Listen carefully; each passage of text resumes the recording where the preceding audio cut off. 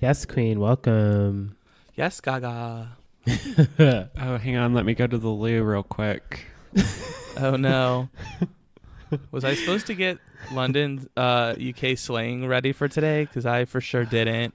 I was just going to ask if he'd watched the latest episode of The Great British Bake Off. What's that? Is that reality television? Oh, no, you didn't. Ugh, yes. you have to watch It's The on Great. Netflix. It's so good. I don't have time to do any of this. Come on. It's so good. You would love it. Maybe.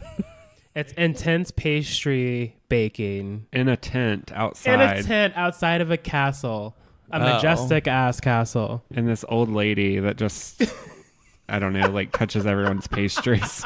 Is that like, Rude. is that like that supermarket cooking show with Guy Fieri? Wait, Guy Fieri? Is that say his name right? Hell no. Fieri? Scratch that fool. That's trash. Like, I'm actually talking about good, like, baking shows. It's like the same thing probably. I don't know. Just like a different host. Quality pop culture. You should check it out. I don't know her. Ugh. Sorry, y'all. It ain't gonna happen. You're Lame. canceled. I'm still waiting for Dragula season 3 episode 6 to make it onto Prime, girl. Yikes.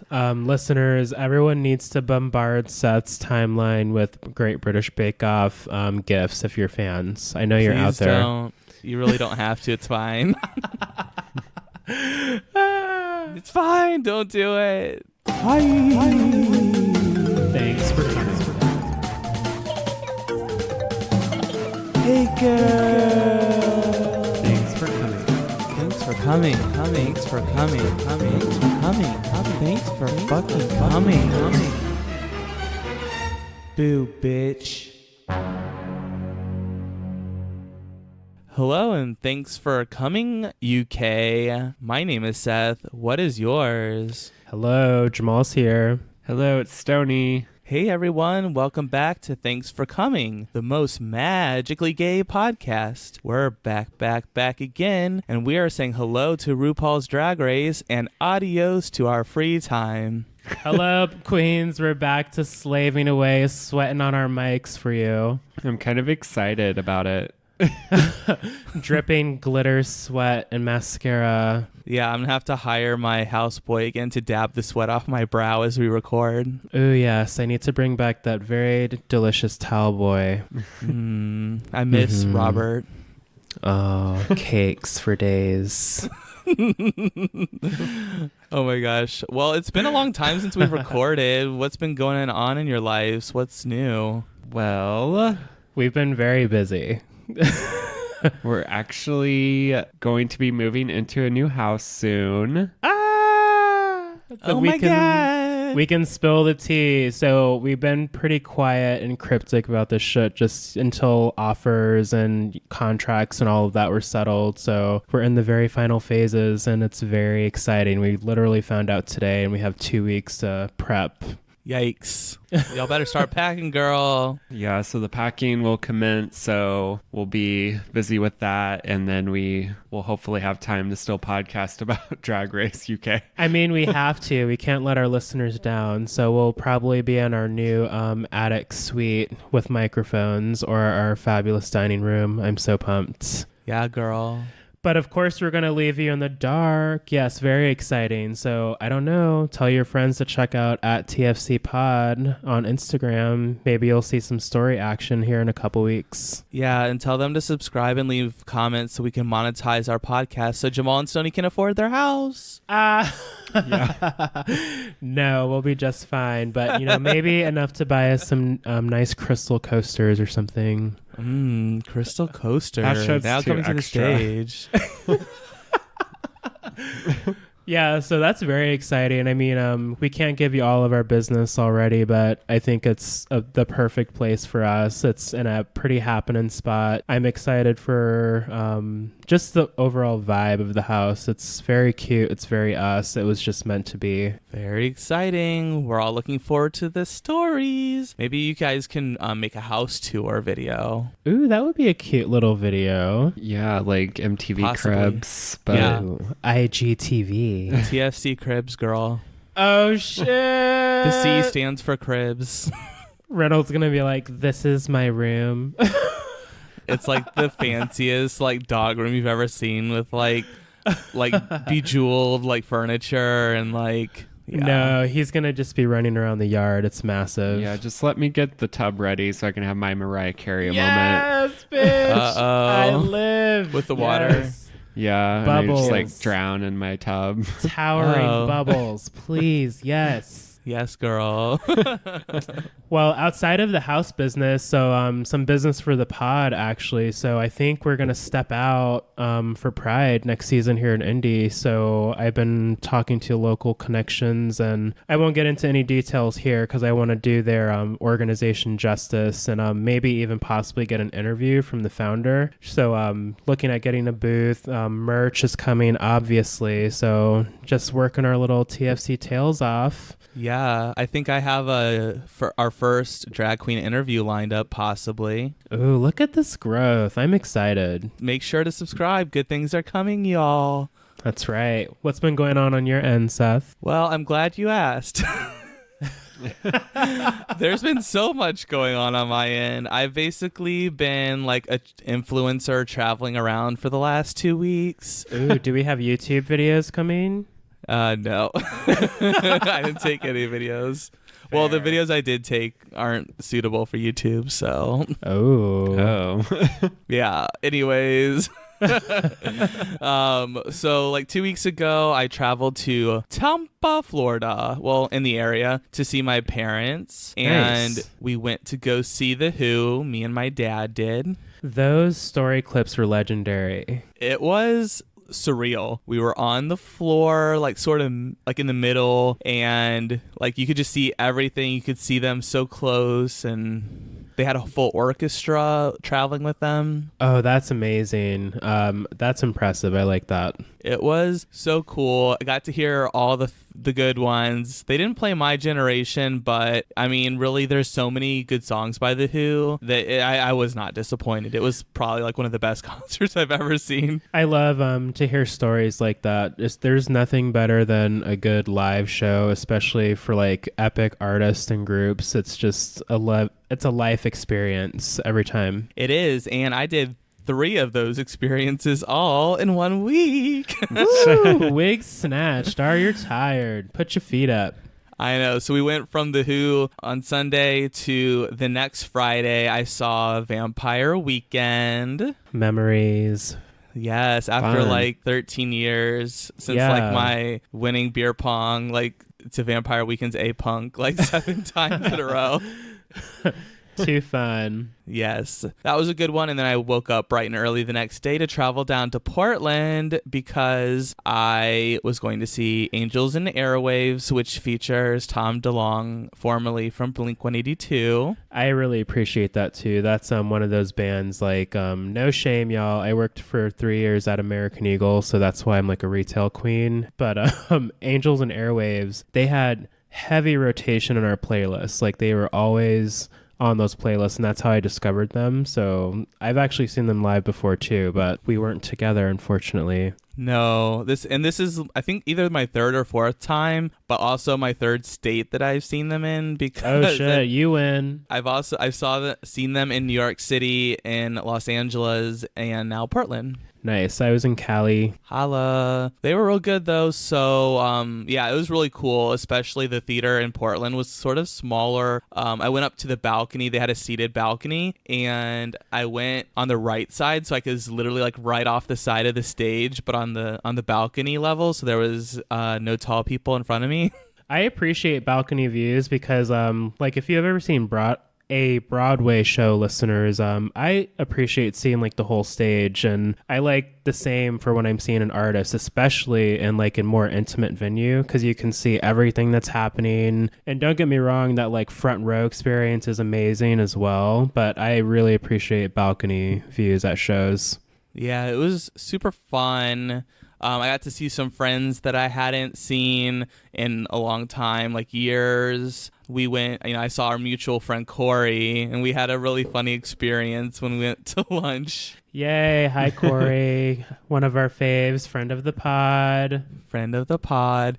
So we went and had lunch at Deschutes Brewery. That's good beer. Oh, yeah, it was really cool. Like we tried all things that like you don't typically see in the store shelves. Nice. But so our server, like we were for sure like he was gay, like tight pants. I thought he and Corey were like flirting a little bit. Like that's the vibe that I picked up. Corey's got a boo. I mean, and it wasn't like, I know, friendly flirting. yeah, just friendly flirting between gays. It's like how you say hello. Yeah, basically. We know the drill. Yeah. And so then like as we're about to leave, like we hear him like at the table behind us. He's like, oh yeah, like my wife, blah, blah, blah, blah, blah. Oh. And me and Corey just like look at each other. And he was like, are you thinking what I'm thinking? I was like, yes. I love Corey for that because it's always like so hilarious what the way Corey reacts. Like his head probably just like snapped in your direction very quickly. Yeah, we were Yeah. just like lots of blank looks, like us, like you could tell like our minds were like grinding. Yeah. Very fluid in eye contact, communication only. Yeah, That's it was the theme great. in our friend group. So I'm glad to see that's still alive. Oh, absolutely. We were like, girl. But yeah, so that was really fun. We went to this other good brewery, Tin Barrel, and they had like a deck, like an open deck on their second level with a service area up there, so we could just hang out in the sun.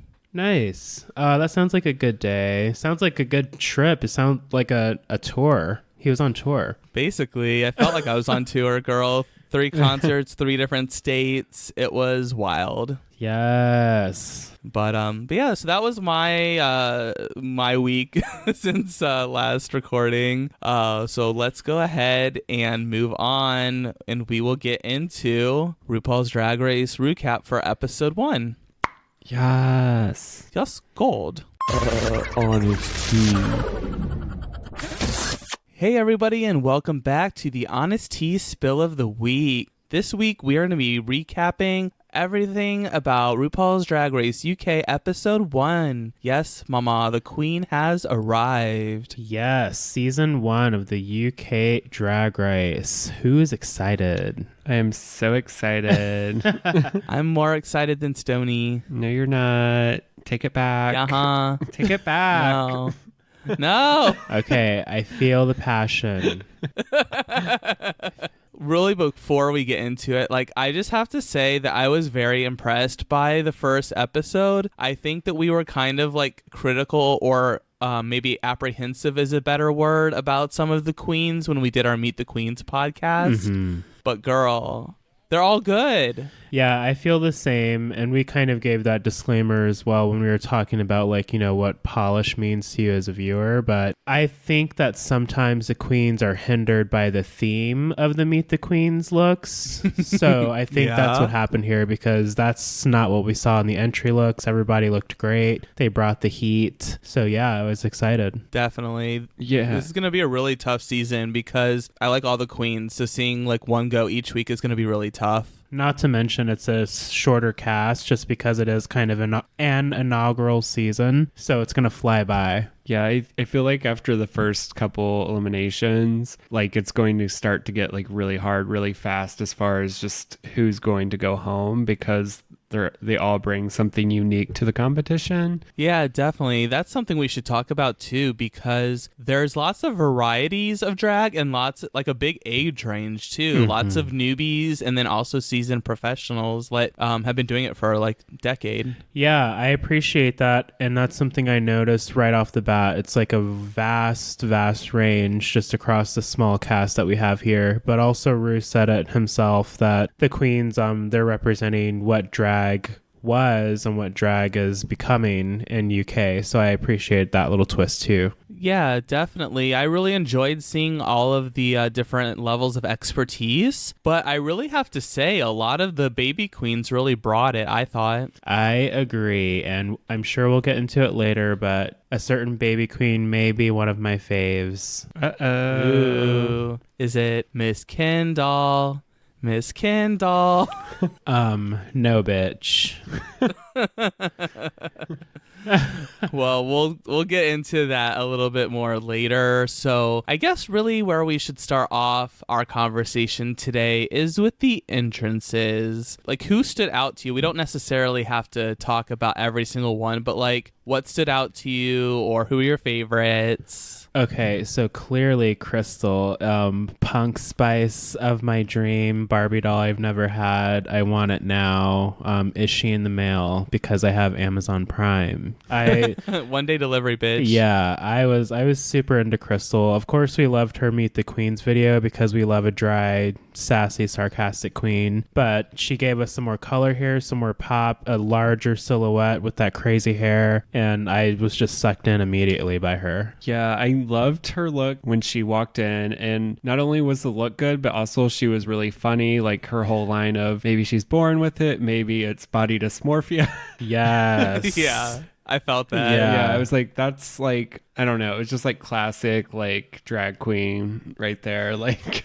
Yeah. Yeah, 100%. I really have kind of turned around with Crystal. I really dig her vibe, and I did like her entrance too. That line was really funny. But you know who I really enjoyed right off the bat was Vinegar Strokes. Oh yeah, I liked Mama Vinegar. Well, I say Mama, but that's just like, you know, that kind of she's gonna be the den mother queen of the season. Not saying she's old or anything. Calm down, listeners. I liked Vinegar Strokes. That's an energy. It's kind of like she could be related to Tiffany Haddish maybe, but she's from across the pond. I could see that. She was another one I was sort of apprehensive about, but after like her opening, I was like, okay, bitch, I'm on board. Like, we're on, like, Miss Vinegar, like, let's do this shit. Oh yeah, 110%. I remember not being too sure and a little worried as well, but I was pleasantly surprised. Yeah, I was also really into the Vivian's look. Oh yeah, I really liked hers because I was kind of apprehensive too about her, just because I wasn't really into her promo look, but I thought she looked really good walking in. She had like the over the top like evil queen laugh. Like that's my favorite thing about her. I love her laugh. Yeah, it's pretty like spot on for television. Like, it's just perfect. It's like put it on a soundboard. And I also really dug the fact that she was kind of poking at the girls. It's like that shade that's just enough to make the girls kiki but raise an eyebrow. Hang on, girls, you know, whatever she said. This will take 2 minutes. It was like, oh yeah, all right, here she comes. Okay. Sort of like a little bit Lady Gaga almost, like Faye Monster. I got those vibes. I could see that. Definitely. Another one I want to talk about is Cheryl Hole. So I was not on board with her in the Meet the Queens. I am more on board with her now, but I'm a little bit apprehensive because she's very much Alyssa Edwards, like the British version of Alyssa Edwards. Like, we got the tongue pops, you know, definitely very like into her look, like I'm the prettiest and very confident. Very much so. You can tell that Cheryl Hole is polished. She's a polished queen for sure. She knows what she's doing. She knows how to serve. I wasn't too crazy about the entrance look. It was just kind of like basic fringe. I like what it was going for, but maybe throw some glitter on it. But I know we're in the UK. We're not about looks. I hear y'all, but these queens are serving looks, so we're gonna give them the critique, okay? Yeah, for sure. Also, Cheryl's definitely gonna be the shady one. Her and Davina for sure will be the shady ones. Oh yeah, Davina DeCampo is cracking me up. Another one of my favorites entries was Scaredy Cat. Like, I was just sucked into everything Scaredy Cat was doing, so I appreciated the little hiss in the beginning. You know? Yeah. Scaredy Cat just cracks me up because in the confessionals and even when she's talking to the others, like, she just has this charm about her to me that's just like, it's so like innocent, but also she's like super fucking shady. So yeah, she is a little shady one too. Yeah, because she's just a little 19-year-old brat. Like, what do you expect? And also so naive too. Like, oh, maybe this isn't about experience. Maybe you just have to have talent, or like whatever she said. I know, I laughed, but I was also like, okay, bitch. Foreshadowing, but whatever, girl. Also, she's like hasn't been outside in like 19 years because girl, that's makeup. Like, that's another thing I wanted to talk about too is Scaredy Cat's boy look, because Scaredy Cat, I think, considers himself pansexual or bisexual, whatever. I think there's not really a label, but basically open to everybody. Okay. Yeah, I didn't know. I didn't do that research, so I wasn't sure. I didn't want to misspeak. But yeah, Scaredy Cat has a girlfriend. She is a bio queen. Yes, Prissy Cat. Yeah, I think that's so cute. Did he say Prissy or Chrissy Cat? I think it's Prissy Cat. Yeah, Prissy Cat. With the P. Oh, I like that more. Okay. Yeah, I thought that was such a cute name. Like, there's Scaredy Cat, there's Prissy Cat, there's, I don't know, there's room for more. Oh, all the pussies, I'm sure. Yeah, I just thought boy Scaredy Cat was so cute because, I like the more androgynous looks. And I thought it was interesting that someone that has, is interested in women and does not consider themselves gay definitely has sort of embraced the feminine aspects of themselves, but it is used as strength. As confidence. Yeah. So I thought it was really cool, for someone that doesn't consider themselves gay, but to have lipstick on and a full face of makeup. Yeah, I agree, because it makes people think, and I do appreciate Drag Race for that. Say what you want about RuPaul. There's plenty of cast members on the show itself that helps the viewer push those boundaries and get you out of the comfort zones and learn more about other human beings. And I appreciate seeing it. And also Scaredy Cat's boy look, serving a nice deep bubblegum pink lip. I can appreciate that. So yeah, girl. Work. Also, I just really want to commend Something Wong, because I also really liked their entrance look. I thought that it was interesting, the message. I know we knew that the name came from the fake news story about a pilot, but also I thought it was interesting that he chose to do that as a sort of a social thing too, to bring awareness to all the little microaggressions, this a-hole that just got kicked off of Saturday Night Live for doing his Asian accent and being racist towards Asian people. So I thought that was really interesting, and I thought that I liked her joke where she was sort of playing, trying to play it off to me so sorry, that whole joke. I love that sass. I appreciate that. Yeah. I really like Something Wong a lot. I was sort of nervous about her, but I'm really on board. We feel the same. Yeah, I wasn't super into her intro look, but I loved her runways. So whenever we get to that, I'll definitely be talking about that. For sure, girl. Okay, well, let's move on, though. I feel like we've covered a lot of the girls' entrances, so you kind of know where we stand. So let's go ahead and skip to the first mini challenge, which is a photo shoot where they are modeling their decapitated head. They will be serving body, yaddy, yaddy, and face, face, face. Hair, body, face. Out of pocket. We don't need a soundboard. It's fine. What did you guys think? Who stood out to you or who didn't do so hot? So Gothy Kendall was just sad. Poor Gothy, my goodness. I think she was going for a sexy vibe, but Rue was looking for more comedy. Yeah, because that's definitely what Rue is looking for, but there's a way to even make sexy comedic. So yeah, I don't know. Gothy, oof. I wasn't feeling it. It was just a little robotic and seemed out of uncoordinated. You could tell it was just nerves, though. It was just nerves. I think it was a confidence nerves. issue. For sure. Well, I really liked Baga. I liked her mini challenge. I liked her little line when she was getting on the floor. She's like, "Oh, my tuppence is showing. Feed the beds." I thought that was really hilarious. Oh, Baga. I definitely had to turn on subtitles because I couldn't because some of the words I'm what are they saying? So I don't know. I had to turn them on to understand some of the slang that I didn't know what they were trying to say. Yeah, I mean, I think I caught most of it. I'm sure some of it just flew over my head. But when Rue was asking when Rue was asking Baga, will people know what a gob is? And it's yeah, we know what a gob is. It's your mouth. It's, being loud. That's was obvious. I'm and that's really apparent because Rue's only English reference she has is "Hello, governor." Yeah, we were actually talking about that, how it's interesting to see Rue on this side of the fence because Michelle's like a student of the culture over there. Like she just loves everything about the UK and like she's immersed herself in it. And she, as we found out, she was a co-star with Vinegar Strokes and everybody's talking about Jamie. Is that what it's called? Yeah, and she tours there too, like on all the big Rue Girl shows. That's true. So she's been there before. And she was the judge on Ireland's Got Talent. Oh, yeah. And she was on Big Brother UK. Like, Yep. she's done, like, so much shit over there. Yeah. Well, and she's doing Strictly Come Dancing now, which is over there. Yeah. That's true, too. So now Rue, like, is the one who isn't as familiar. So we're seeing Rue kind of have to work. And, you know, it's different because Rue is so good at hosting the show. So we're seeing her have to be more quick on her feet and seeing how she immerses herself and soaks it up. Yeah, and I felt Right. like there was, I forget who it was, but somebody made a reference to somebody, and Rue was like, I don't know who that is, basically. Was it the Vivian about the lady from Big Brother? Yeah, that's what it was. Yeah. And Rue was just like, oh, okay. Cool.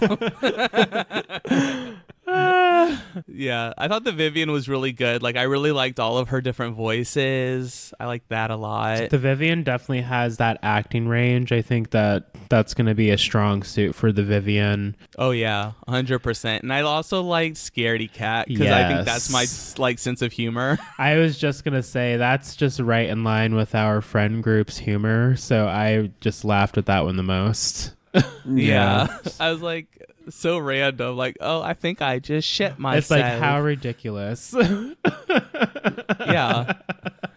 That's like, because she's like dressed up, like full face of makeup, like this like fancy woman. And she's like, oh, I just shat myself.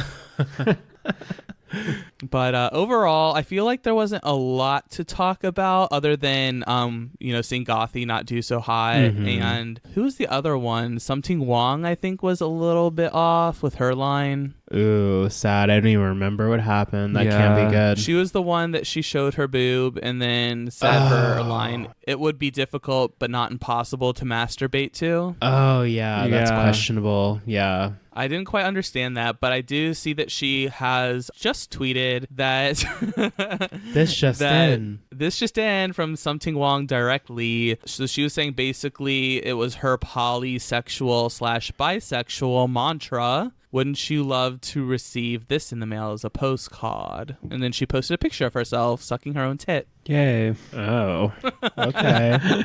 So now you know. Got it. But yeah, other than that, we see that Gothy Kendall wins. No, and Scaredy Cat wins. Oh, I'm sorry. I was going on memory. Whoa. Sorry. Oh, I also like Crystal's. I liked hers too. Like, oh, you do this too if you could. See, that's an instance where it worked. Where like with Something Wong, it didn't work too well. But yeah, so Scaredy Cat wins the challenge. Correction to the slate.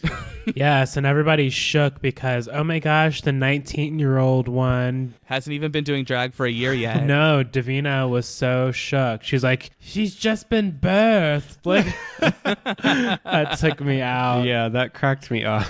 That was, I mean, I feel it too, because, like when you have so much experience and this like newbie comes blazing out of the gates with like not a lot, you're just like, what? She's probably like thrown off a little bit. Oh yeah, I totally understand. I'll never forget in high school, I was like for a while I was one White of Claw bitch.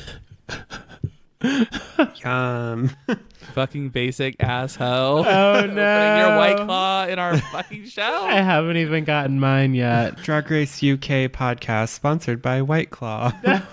I wish, girl. Hell, I'd try my White Claw, my first White Claw, if they sponsored us. Yeah, this is not an ad. But in high school, I had the ability to hit a double high G on trumpet, which is just screaming levels. And there was a guy under me. His name was Justin. I doubt he listens to the show, but if you know him, tell him the story, because he knew. Ugh. I don't know how he would just get up there, and I swear he like never practiced, and I was like busting my ass to get these notes, and he just would just do it, and it freaked me out because he wasn't like trying. So I think like, and maybe he was, but he told me flat out later, he was like, dude, I know it bothers you and I definitely don't practice. So those were his words. Damn. Cool. This makes me feel so much better. Thanks, Justin. I know. He said it like in a joking way. Like he wasn't being a shit about it. That was just like his personality. He's like, I know this bothers you because I don't fucking practice as much as you do.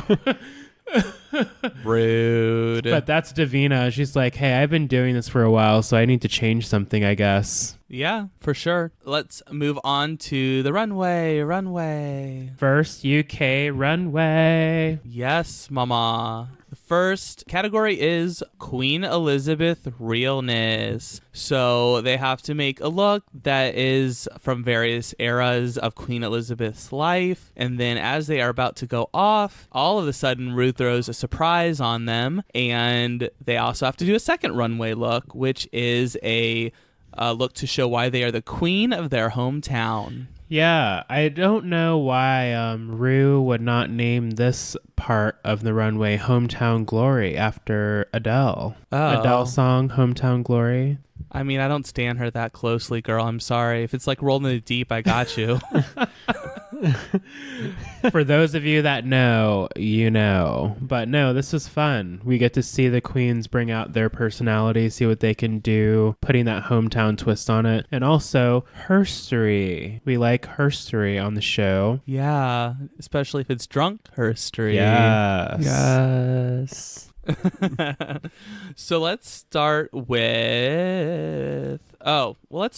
before we get into the runway, let's talk about Gothy Kendall, because Gothy Kendall is very insecure with her raggedy ass jagged teeth. Oh, how rude. No. It's not their fault. I know, I'm just kidding, but I totally sensed that before we even got to this part. Yeah. Because you could tell she was like kind of talking with her mouth closed and like being a little bit more reserved. Mm-hmm. I mean, I'm sure it can't be easy to like grow up with that because kids are little assholes and they'll say what's on their minds at any time of the day. Yeah, for real. I felt really bad, but I think that sort of like made me like her more. Be like, no, you got this, girl. Like, yeah, you're fierce. for sure. Yeah. Like, I don't want it to sound like we're just shitting on Gothy because we totally get it. Like Stoney said it right. The confidence got in the way, and it's just something that is not there yet for Gothy. I mean, I like Gothy. It's just, I think it was more...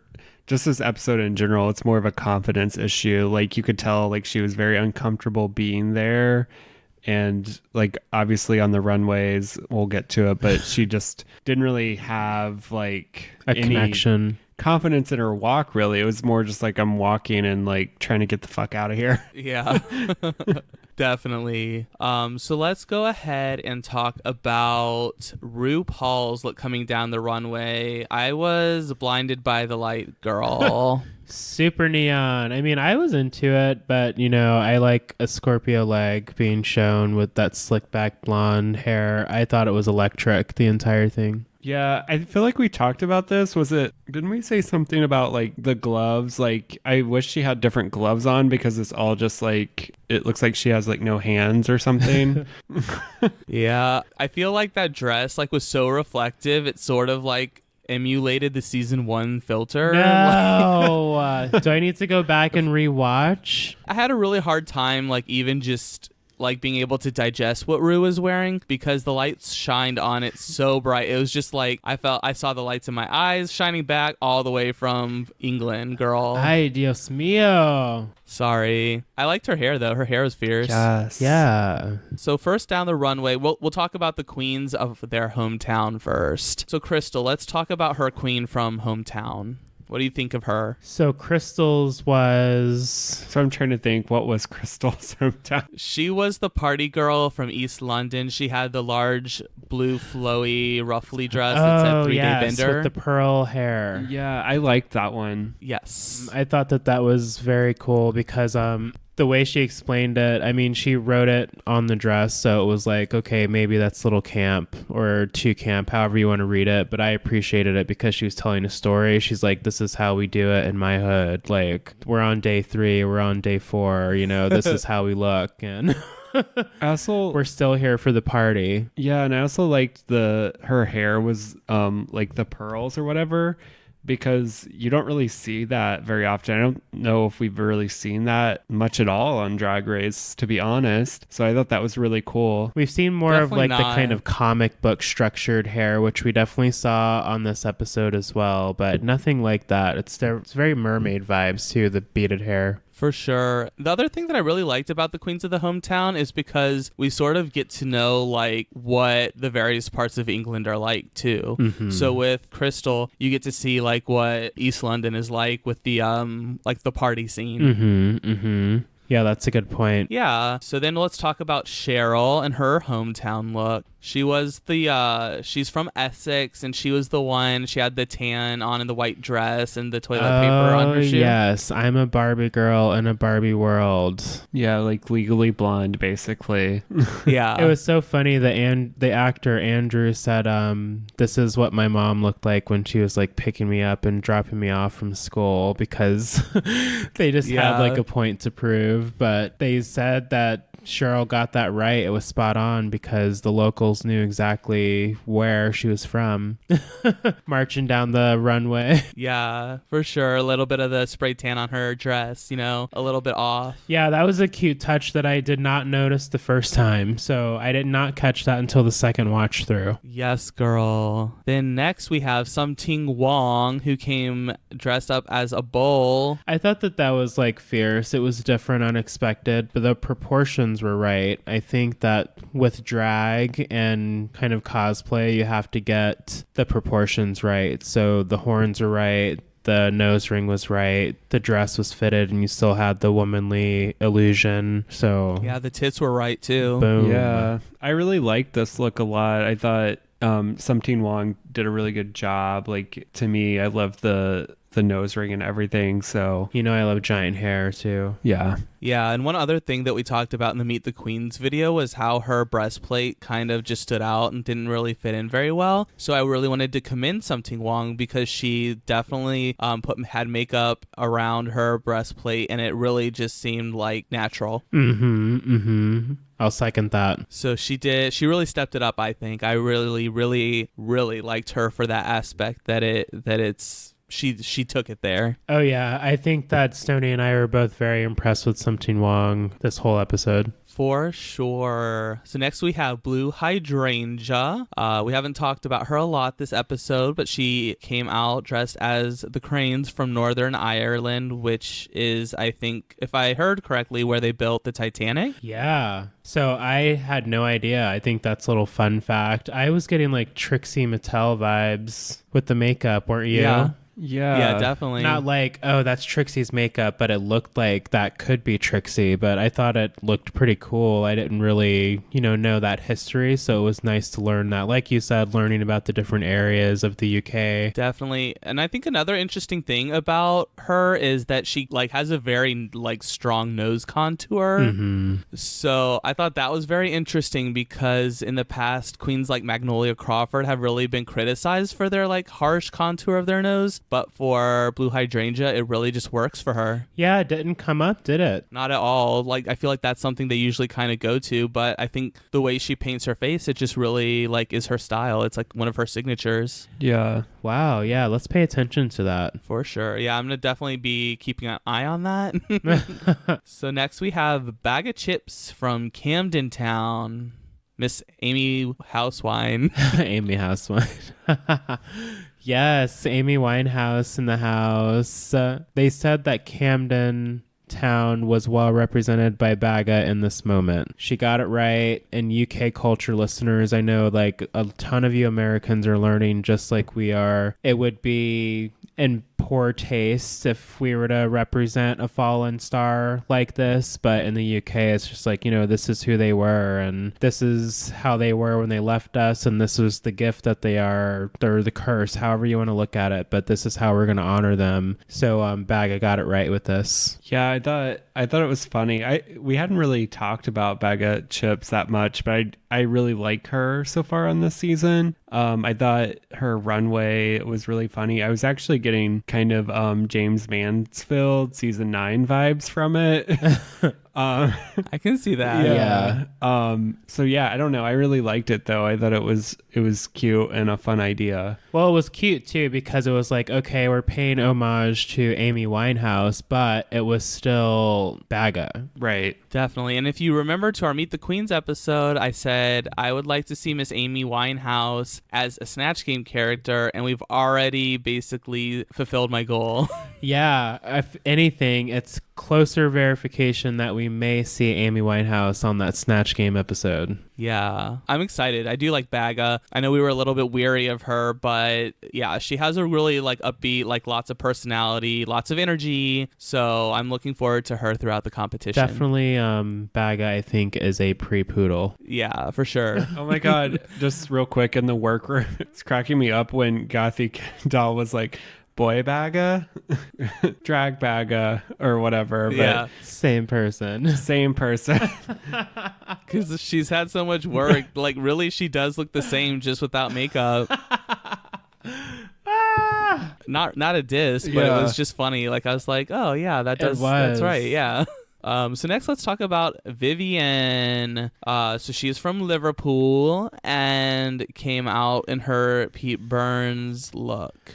What did you guys think? I thought it was fun. I thought it was cute, but my eyes immediately went down to the feet. I get that the shoes are part of the outfit, but it's very risky not like wearing a heel. Like maybe do a heel version of that moccasin boot. You know, it's possible. Put that RuPaul's Drag Race twist on it, you know? Yeah. Okay. I don't know. Like, is this bad that I didn't know who Pete Burns was? Yeah, Pete Burns is like really a gay icon. Oh no. Well, I did not know who Pete Burns was. They're gonna come for you, girl. But anyway, I thought it was really awesome the way that she came in and like was against, like basically leaned against the wall. It was like super like punk, I felt like, and she just looked, I don't know, she looked awesome to me. So I really liked her look. Yes, girl. I liked it too. I enjoyed her her androgynous look. I really like that type of drag a lot. So I was really there for the Vivienne. Next up, let's talk about Vinegar Strokes. What did you guys think of her look? It was maybe a little controversial. Oh yeah, the river moment. Yeah. I think that it could have been done differently. Like, I don't know, maybe this was an opportunity to do like a bodysuit and have the river kind of flowing across the bodysuit,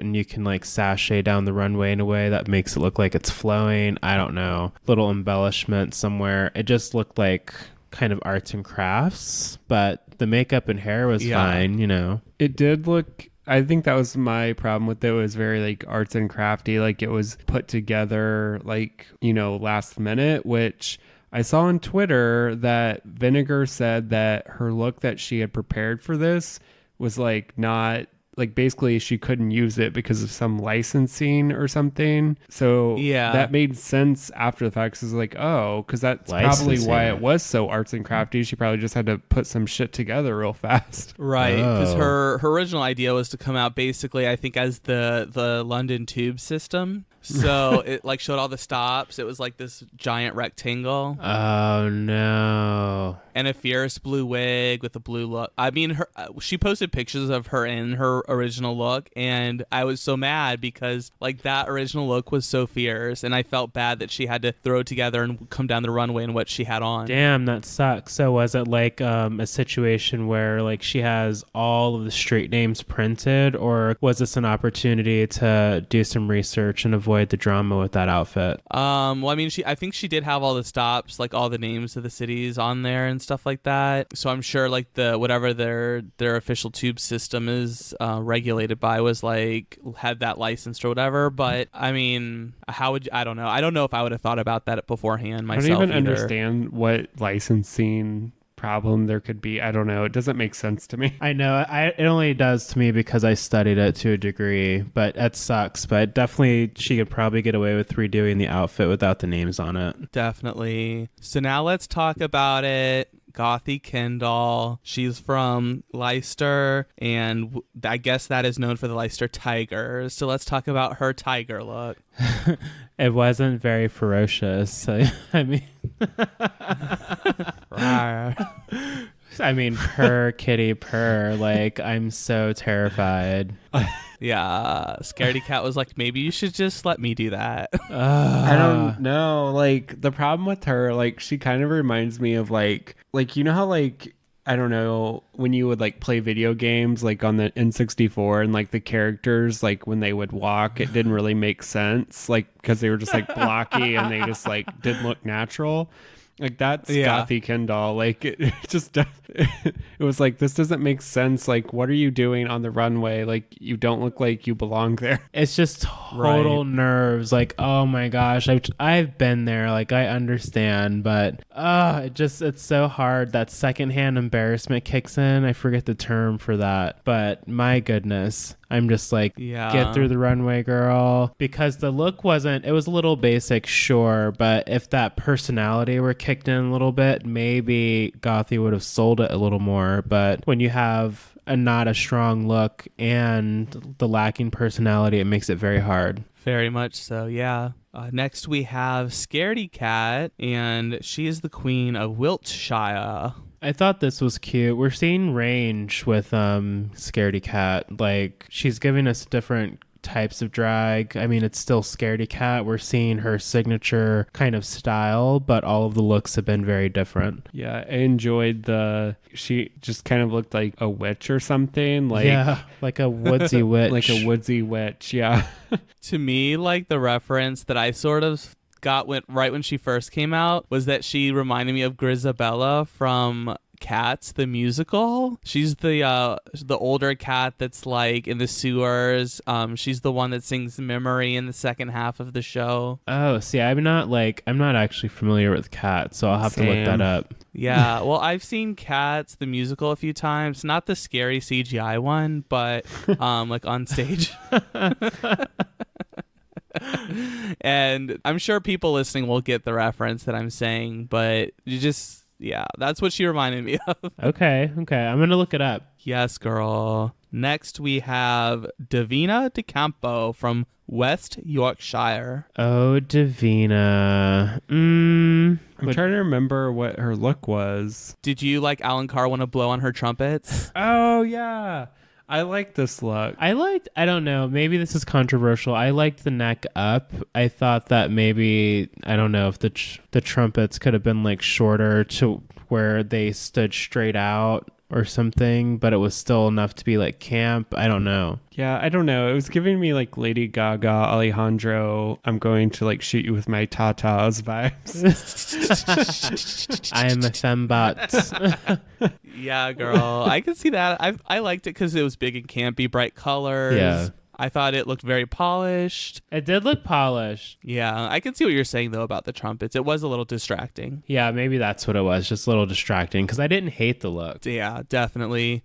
All right, you guys. So we're going to take a quick break here, and we are going to get some refills. I think Jamal needs another White Claw, and then we will be right back with the second half. Shady boots. Rawr. Hey, everyone. Thanks for listening to our podcast so far.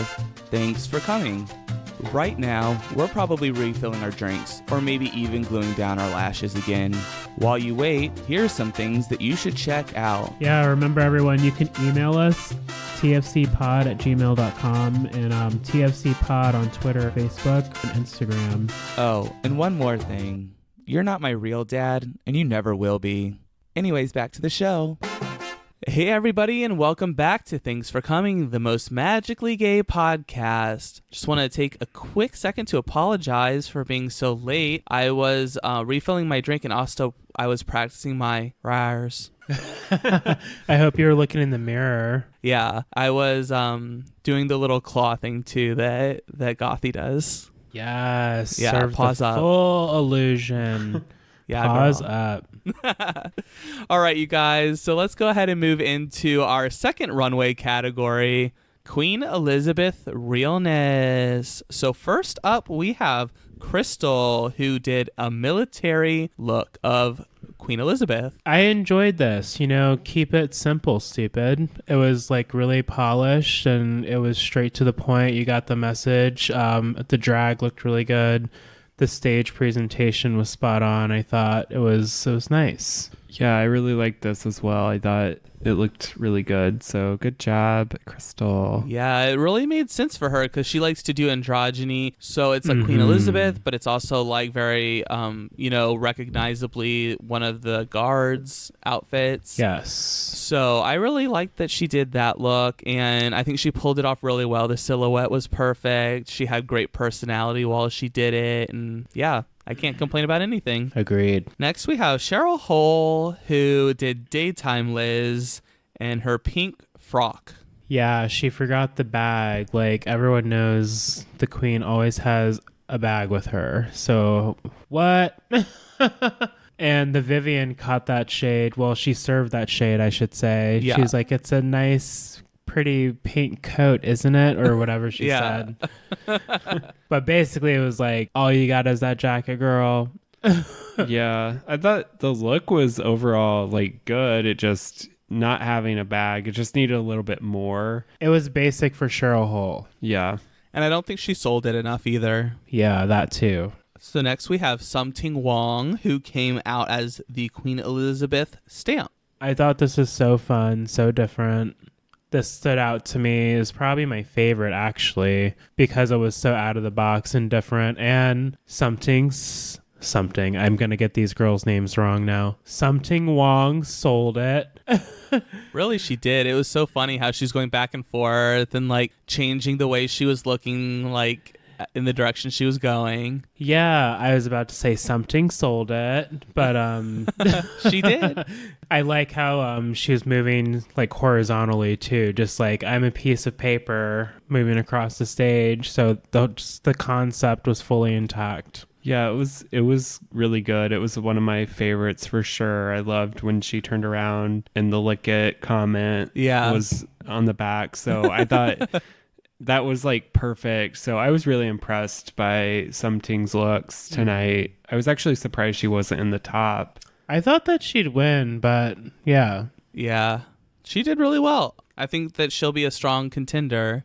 For sure. So next we have Blue Hydrangea, and she was the one that was Queen Elizabeth from their £1 coin. Oh, yeah. So Blue's been turning out some really good looks. Like, Blue had mentioned when the show started, like at the top of the show, that she was the one that was good with the brush. So makeup queen, look queen. So we know what we're going to get with Blue. So this was a good look, a nice strong look. It was very Blue Hydrangea. I know she's going to bring us some crazy shit as the season progresses. For sure. I thought her looks tonight, I didn't hate them, but I didn't love them either. Yeah. I thought like the coin look was okay, but it was not as good as like the concept that Something Wong did, obviously. Right, so right. I don't know. I just thought it was okay. I thought it was kind of creative how she did like the divider so that if she turned her head, it looked like the coin. And also too, another thing that she said at the start of the show was that she's always blue. And if you like really looked close, like she put her face on and it was like a blue silver. So she kind of kept it incorporated still.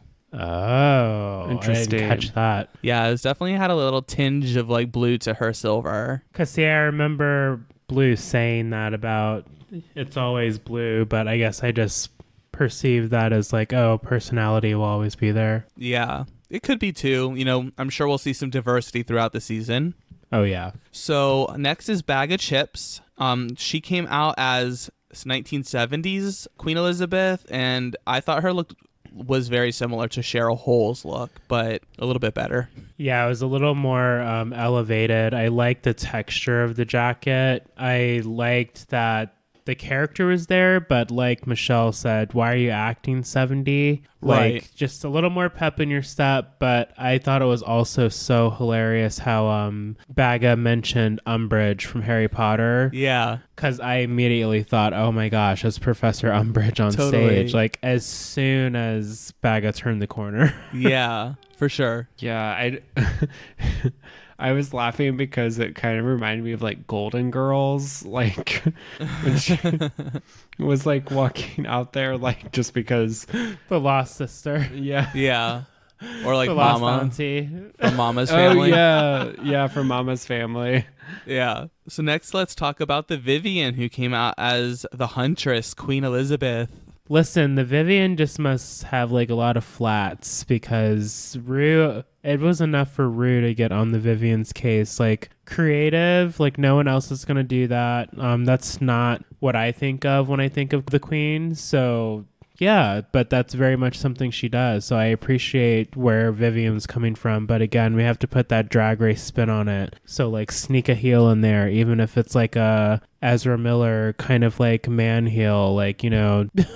Yeah, something. I wasn't as high on this look as the judges were. I don't know. I just felt like it was, I don't know, a little overrated by the judges. I'm like, it wasn't that great. I like the concept. The execution wasn't there for me. I really like the look, and I think what really sold it for me is because, so she came out as this older lady huntress, like kind of like a very downplayed outfit, but what really made it funny to me is her personality, like when she was like flossing on the runway, so she was like, you know, poking fun at herself, like she wasn't taking it so seriously. Yeah, which we know Rue lives by that, so like we can appreciate that too, but I think it's just the kind of classic Drag Race viewership and us looking for those little notes. For sure. Next, let's talk about Vinegar Strokes. She was also from the 1970s, and she had a nice yellow outfit on.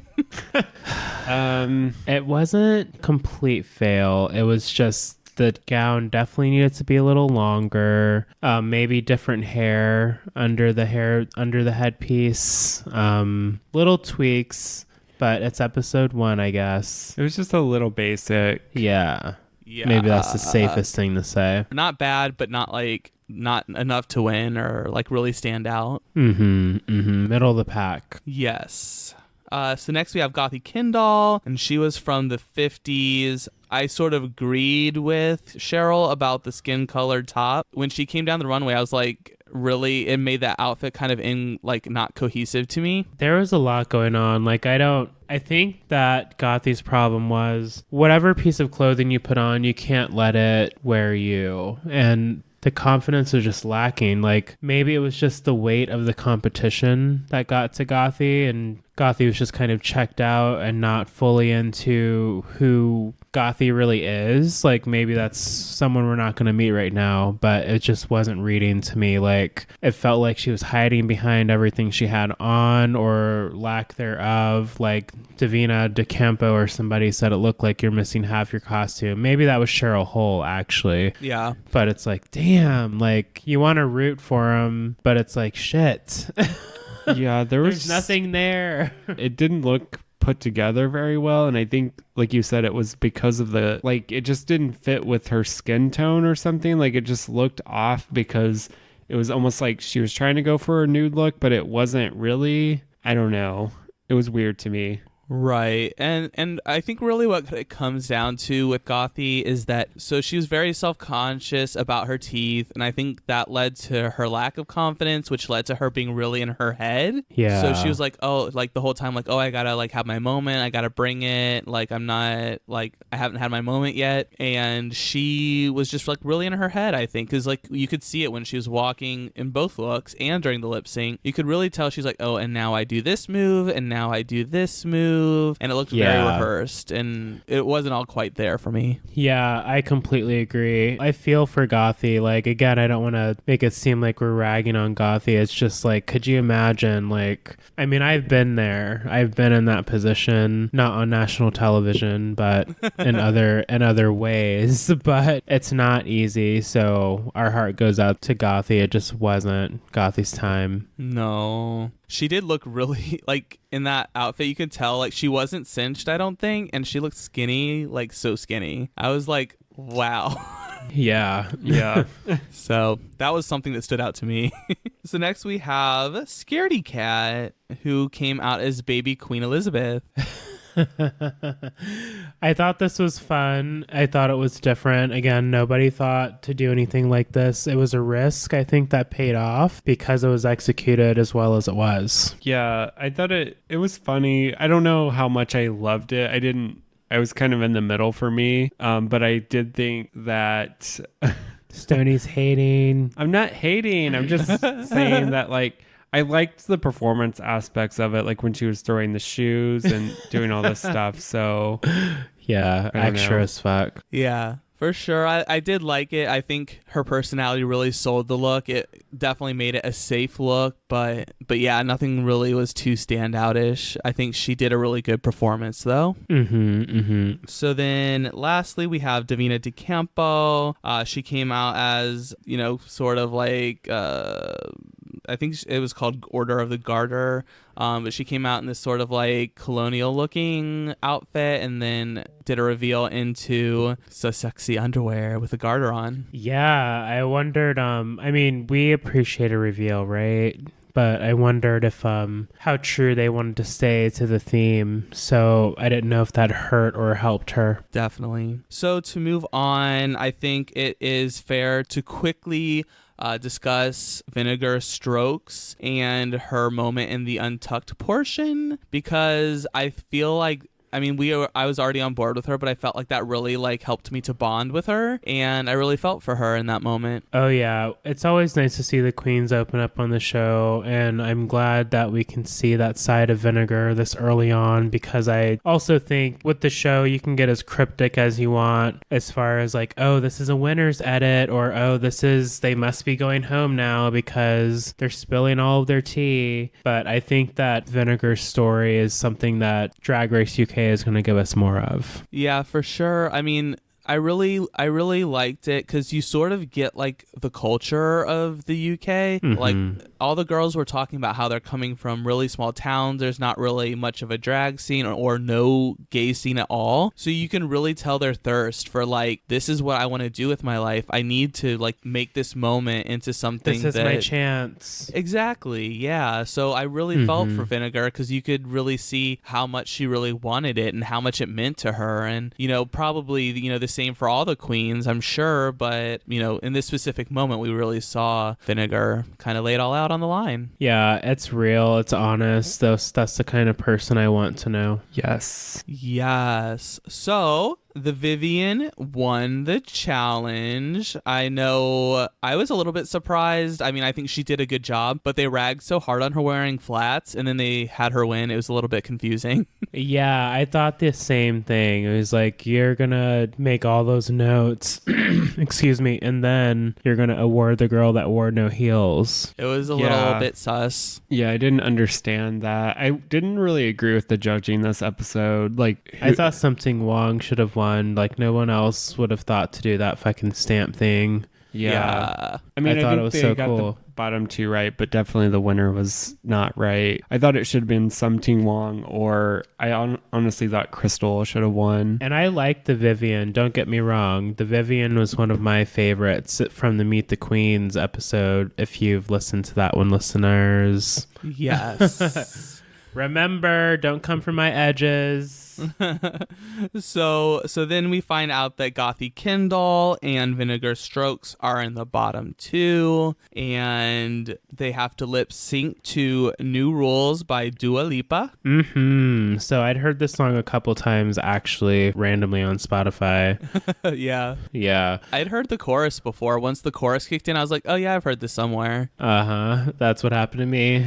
It's like, oh, it's on this one playlist. Yeah, I feel like it was sort of like a lackluster lip sync on both of the queens. So it was like a little bit disappointing, but also I think that the songs like was not the best like lip sync song. Like it's more like drama, but and it is like a pop song, but there was no really like, it didn't really like, there wasn't really like much upbeatness to it until like the bass dropped in the middle, and then you saw Vinegar playing with her big titties. Yeah, it was definitely a trickier tune to lip sync to, because you have to have that range of knowing what to do with a song like that. Like, of course Vinegar is going to serve a song like this, because all Vinegar has to do is find their footing, put that little personality on it, and it's sold. Whereas Gothy clearly looked like maybe she's strictly just a look queen. Like, Maybe Scaredy Cat, even having not performed a drag show ever, like maybe that would have looked better than what Gothy was giving us. It just looked all over the place and disconnected. And oh girl, like you can't dance, can you? Oh, that's so cute. I'm cringing now. Well, she's just Gothy's what, 21?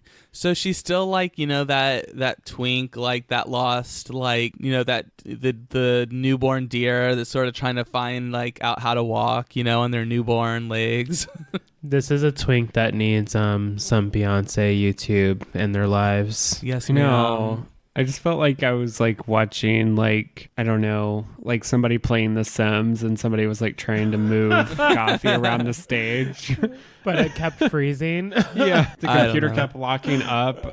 I don't know. I just feel like I always see like it's like always like this tall, skinny twink, and they're always having like the hardest time like walking. I don't know if that's the same like everywhere, but I just feel like I have that sort of like thing that I just always think of when I think of like twinks. I don't know.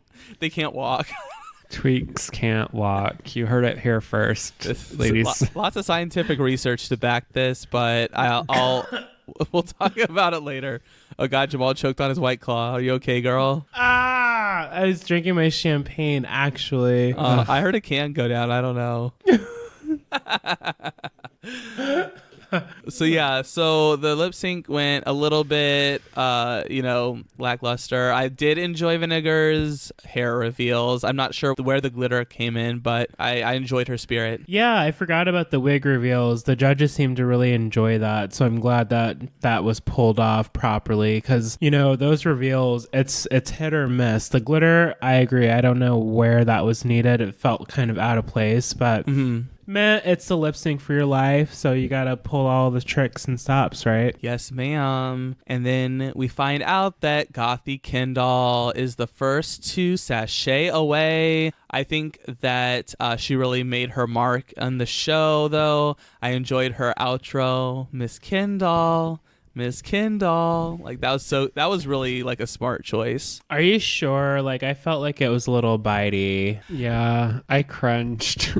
Well, no, I think it was like just like a cute homage to American Drag Race. She was the first one out. I think it wasn't like as impactful as Miss Vanjie, but Definitely I thought it was not. like a really cute nod to it and just sort of like you can tell she's like a fan of the show. Yeah, I guess I'm being a little critical because I'm just like, you better serve it with the sass and the pow after what you just gave us this entire hour and 2 minutes. Yeah. I mean, I thought it was fine. I liked what she wrote on the mirror that she was UK's pork chop. Yeah. Yeah, I did So, appreciate that. yeah. I can see what you're saying, Seth, but I guess I just wasn't feeling it in the moment. Yeah. I mean, and to each their own for sure. I just think it's funny how like I end up basically like defending Gothy Kendall the whole first episode, one like after the Meet the Queens podcast. But I have a soft place in my heart for Gothy Kendall. So That's fair. We all have a soft spot in the iceberg that is our hearts. yes. So that is our first episode of RuPaul's Drag Race. We are going to go ahead and move into trade here. So I hope you guys are ready. Cakes. My favorite. Trade. Trade. All right, you guys, welcome back to the hottest segment in all of podcast history, Trade. Hey, Trade. Hey, girl. Should I make my trade the trade I had in Portland, or should I not? Ooh, wild card trade. I don't know. Flip a coin. Yeah, girl. It was some hot twink trade. I don't know. It was pretty fun. All right, you guys, let's do the actual real trade. Now, I actually did pick trade for you guys this week that you'll actually be able to see on Instagram. We are sticking on the twink theme, I guess you can say. And I picked a nice set of Caucasian twins for you guys. Ooh, double whammy. Yes, buy one, get one free, girl. Double Oh my dom. God. It's a BOGO sale. Offer code TFC pod. Wait, which one's half off? Don't tell them. Can't tell you. So my trades this week are Isaac and Andrew Nelson, the Nelson twins. Ooh, the Nelson twins. They're a new follow for me. I just found them, but I've been kind of like obsessed the past few days that I've been following them. They're these cute little blonde Twinkie boys, super skinny, tan, California, sunned. They live in Los Angeles. Yeah, sounds like a Cali boy look. Nothing wrong with that. Yes, girl. We got 2 out of 2 beach bums. What kind? Okay, so 2 bums up. Oh my god. That was my question, actually. Trunks, board shorts, or like Speedos? What's their style? Ooh, I see short trunks. Okay, I dig Like trunks. definitely some thigh showing. I love that. That's what I wear. I wear trash bags to cover as much of my horrible pasty body as possible. I love wearing trash bags. Horrible. Hashtag trash drag. Holy shit. Watch out, you guys. We need to that's my coin trade. that. Yeah. Hashtag trash drag. Coming to a t-shirt near you. Yes, girl. But I think I've embarrassed myself enough, so I will ask one of you two to please tell us what is your trade of the week. All right, I'll let you know who mine is. My trade this week, listeners, is Lando. Check the show notes while you're, showing your friends the show and where to follow and subscribe and rate us. You'll find his link there. Is it Lando Calrissian? No, not this time. Calrissian. Whatever, I was close enough. So, straight to the point, this is an international go-go dancer. He is also a Pisces, which, Oh, shit. fun fact, Scorpios and Pisces, very compatible. So there might be something there, Stoney. I'm sorry. Interesting. I'm not typically into super muscular dudes, like bodybuilder types, but he's somehow very attractive. See, I was going to say, he's got, the right amount of body hair, of course, but his muscles, they're natural. So I think he's just lift weights and he's lean, but he's just a little bigger. It's not bodybuilder chunky, but Yeah. he's just it's very healthy looking It's though. not obnoxious. Yeah, it's not obnoxious. I'm into his couple femme looks he's posted. Yeah, I was too. And he's very versatile that way. Not all of them are him naked, but mostly shirtless. The typical Yeah. lifestyle gym I like shots. his shirt that says straight out of the closet. Yep, that one I favorited, I think. Haha. But yeah, I like this profile. He's a new follow for me. I'd say maybe within the last few weeks. So yeah, Lando listeners, get to know him. What about you, Stoney? What's your trade, girl? So my trade this week is actually he's the boyfriend to a former trade. Again? Twist. Yes, Twins and a twist. Stoney is infamous for picking a trade and then a few episodes later the trade's boyfriend. Oh my god. Yeah, this is definitely my stalking tendency. I'm like, oh my god, I'm stalking your life now. So Yes. That's that As Ingrid Aries. goes west, girl.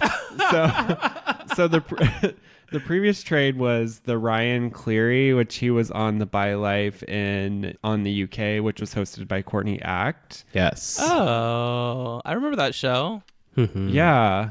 So Ryan Cleary's boyfriend is Trace Kennedy, which it says he was on the X Factor. I don't know if that was X Factor UK or X Factor in the US. I don't know. I never watched X Factor. He was in the audition episodes, girl. You didn't see him very much. Okay, so he's probably the intro. Seth and I have the tea. Sorry, that was just shade. I can't tell you for sure.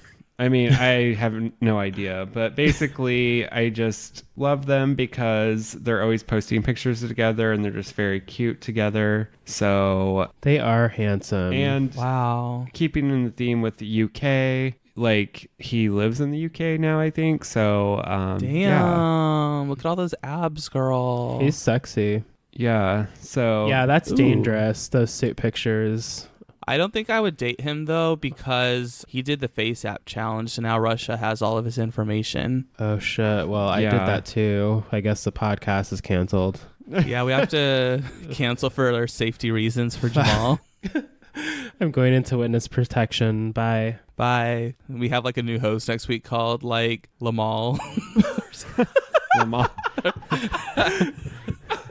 What is this? Welcome to Night Vale. It's like the other side of the spectrum. Lamal. Yeah.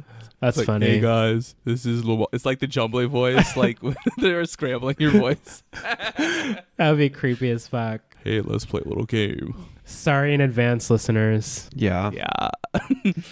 All right, you guys. Well, that's the show for this week. We hope you guys enjoyed episode 1 of RuPaul's Drag Race UK. If you guys are waiting for it to come on the logo, sorry, you'll have podcasts to binge. But make sure to leave a review if you like our content, and make sure to tell your friends. Yes, especially you please. UK listeners. We're trying to go international, girl. That's right. Thanks for coming podcast.com, at TFC Pod on Twitter and Instagram. You can check out Facebook. It might be a little dusty. I apologize. Twitter's way more lit, so go there. But not before you subscribe. Thank you. Yes, y'all. Thanks for coming, everyone. We will see you guys next week. But until then, Bye. bye.